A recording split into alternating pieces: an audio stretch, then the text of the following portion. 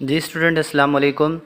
Lecture number 2 का जो part 2 है वो हम यहाँ पे अब पढ़ेंगे।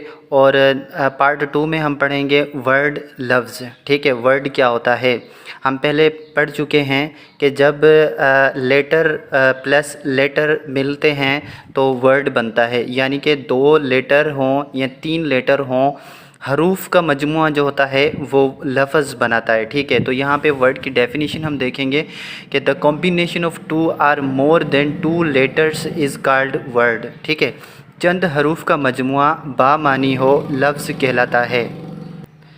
जैसे यहाँ पे मैंने एग्जांपल्स दी हैं कैट, जग, कंप्यूटर, क्लास, ETC। ठीक है, तो ये इन वर्ड्स में जो है ना हरूफ का मजमुआ है। ठीक है, अब कैट में देखें कितने हरूफ हैं, 3 हरूफ हैं। ठीक है, CAT।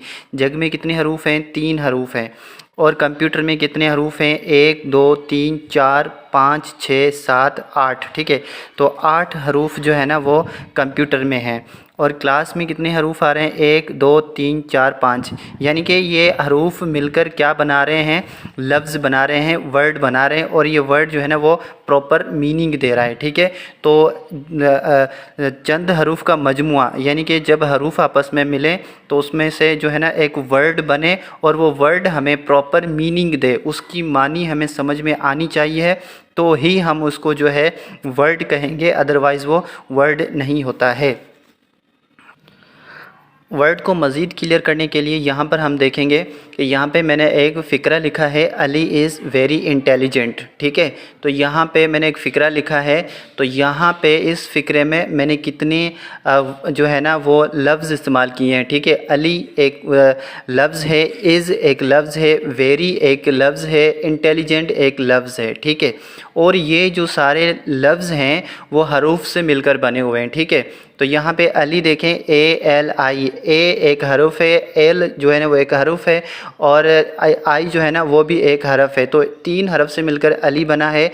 तो इस तरह से एक एक वर्ड जो है ना वो मिलकर क्या बना रहा है, सेंटेंस बना रहा है, फ़िक्रा बना रहा है। ठीक है, तो हम कह सकते हैं कि इस फ़िक्रे में कुल 4 लफ्ज़ इस्तेमाल हुए हैं। ठीक है, कितने लफ्ज़ इस्तेमाल किए गए हैं, 1 2 3 4। और ये वर्ड जो है ना वो कहाँ से मिलकर बने हैं, वो हरूफ से मिलकर बने हैं। ठीक है, लेटर मिलकर वर्ड बनाते हैं। तो और हर लफ्ज़ में मुख्तलिफ़ हरूफ मौजूद हैं। तो यहाँ पे मैंने बताया, देखें यहाँ पे VERY, वी जो है वो एक हरूफ है, ई जो है वो एक हरूफ है, आर एक हरूफ है, वाई एक हरूफ है। जब इनको मिलाया तो ये वेरी हो गया। ठीक है, ये एक लेटर, ये एक वर्ड बन गया और इसकी एक प्रॉपर मीनिंग होती है। ठीक है, और फिर हर लफ्ज़ मानी ज़रूर देता है, बस सूरत दीगर ये लफ्ज़ नहीं होगा। कहने का मतलब ये है कि जब लेटर आपस में मिलें तो एक वर्ड बनता है। ठीक है, और वो वर्ड जो है ना उसकी मीनिंग होना बहुत ही लाजमन है। अगर मीनिंग नहीं होगी तो वो वर्ड नहीं कहलाएगा।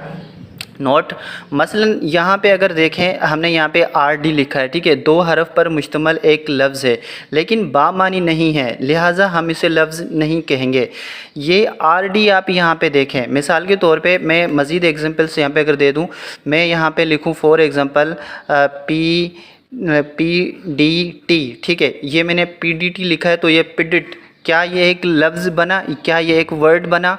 जी हाँ, वर्ड तो बन रहा है लेकिन ये मीनिंग नहीं दे रहा है। ठीक है, तो जब कोई वर्ड मीनिंग नहीं देगा तो हम इसको वर्ड तस्लीम नहीं करेंगे। ठीक है, फिर मैं यहाँ पे लिखता हूँ EFYZ, क्या ये कोई वर्ड बना? हालांकि है ये अल्फाज का मजमुआ, लेकिन ये एक वर्ड तो बना रहे हैं लेकिन कोई भी मीनिंग नहीं दे रहे। ठीक है, जब तक कोई वर्ड अल्फाज जो है हरूफ मिलकर मीनिंग नहीं देते तो हम उसको जो है वर्ड नहीं बोलेंगे। ठीक है, तो यहाँ पे जैसे मैंने मिसाल दी है कि RD 2 हरूफ पर मुश्तमल एक लफ्ज़ है लेकिन बामानी नहीं है, ये मैंने सिर्फ RD लिखा है। ठीक है, लिहाजा हम इसे लफ्ज़ नहीं कहेंगे जब तक इनमें कोई वावेल हरूफ शामिल कर दिया जाए।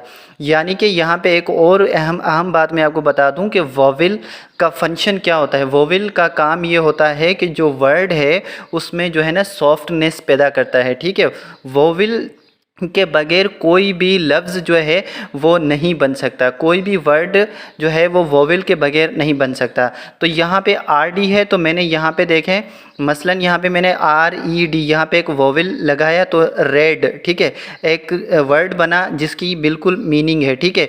और यहाँ पे R O A D, R D था तो मैंने यहाँ पे ओ ए डी डाल दिया, तो यहाँ पे रोड, र्यूड, राइड, तो ये प्रॉपर वर्ड्स बन गए और इनकी जो है ना वो मीनिंग भी है, ठीक है। तो ये प्रॉपर वर्ड्स बन गए हैं, ठीक है। इंग्लिश ज़बान में आम तौर पर वॉवेल्स के बगैर अल्फाज नहीं बन सकते, ठीक है। ये लफ्ज़ों में खूबसूरती और फ्लेक्सिबिलिटी यानी बोलने के दौरान लचक पैदा करते हैं, यानी कि वोवेल के बगैर इंग्लिश का कोई भी अल्फाज नहीं बनता है। अच्छा, अगर आप में कोई क्लेम करता है मिसाल के तौर पे कि सर एफ़ एल वाई फ़िलाई ये एक वर्ड है, ठीक है, इसमें तो कोई भी वोवेल इस्तेमाल नहीं किया गया, तो बेटा ये यहाँ पे जो वाई है ना, वाई सेमी वोवेल है, ठीक है। तो इंग्लिश का कोई भी वर्ड जो है वो वोवेल के बगैर नहीं बनता है। जी स्टूडेंट, तो यहाँ पर जो है ना हम हमारे लेक्चर को ख़त्म करेंगे कि वोवेल्स जो है वो मेजर वोवेल्स कितने होते हैं हमारे अल्फ़ाबेट में, इंग्लिश अल्फ़ाबेट में, अल्फ़ाबेट्स में नहीं, अल्फ़ाबेट में कितने मेजर वोवेल्स होते हैं, ठीक है। There are the following 5 major vowels usually used in English alphabet. तो मेजर वोवेल कौन से हैं? ए ई आई ओ यू, लेकिन जब इनकी साउंड बनाएंगे तो वो कितने बन सकते हैं? 20 बन सकते हैं, याद रखिएगा। और consonants, there are 21 consonants in English alphabet, ठीक है। अगर 5 हम वोवेल निकाल दें तो बाकी 21 जो है ना वो कंसोनेंट्स बनते हैं, और वो कौन से होते हैं? B C D F G H J K L M N P Q R S T V W X Y Z, ये सारे जो हैं वो कंसोनेंट्स कहलाते हैं और इनके टोटल 24 साउंड्स बन सकते हैं, ठीक है।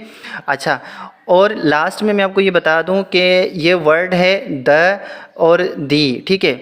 तो इस वर्ड को, ये द वर्ड हम कब यूज़ करते हैं और दी कब यूज़ करते हैं? अच्छा, ये साउंड की मैं बात कर रहा हूँ, ठीक है। इसको प्रोनाउंस यानी कि हम पढ़ते हैं, इसको प्रोनाउंस कैसे करते हैं, द कब बोलते हैं और दी कब बोलते हैं। तो याद रखिएगा, द के बाद अगर कोई भी वर्ड स्टार्ट हो रहा हो कंसोनेंट से स्टार्ट हो रहा हो तो उसको हम द यूज़ करेंगे, ठीक है। मिसाल के तौर पे द बुक, ठीक है, THEBOOK, ठीक है। अब देखें द मैंने लिखा, अब यहाँ पे बी जो है ना वो कंसोनेंट लेटर है, तो हम इसको द पढ़ेंगे, दी नहीं पढ़ेंगे, ठीक है। और यहाँ पे दी, जो जब द के बाद कोई भी वर्ड आएगा और वो वर्ड जो है वो किसी वोवेल से स्टार्ट हो रहा होगा तो हम द नहीं पढ़ेंगे, दी पढ़ेंगे, ठीक है। तो यहाँ पे मैंने सेंटेंस लिखा है आपके सामने, the end of the news, ठीक है। तो इस सेंटेंस को हम कैसे पढ़ेंगे? The end of the news, the end of the news नहीं पढ़ेंगे, the end of the news, ठीक है। तो ये भी आपका क्लियर हो चुका है। हमारा लेटर और वर्ड को हम क्लियर कर चुके हैं और इंशाल्लाह अब आगे बढ़ेंगे। Thank you very much.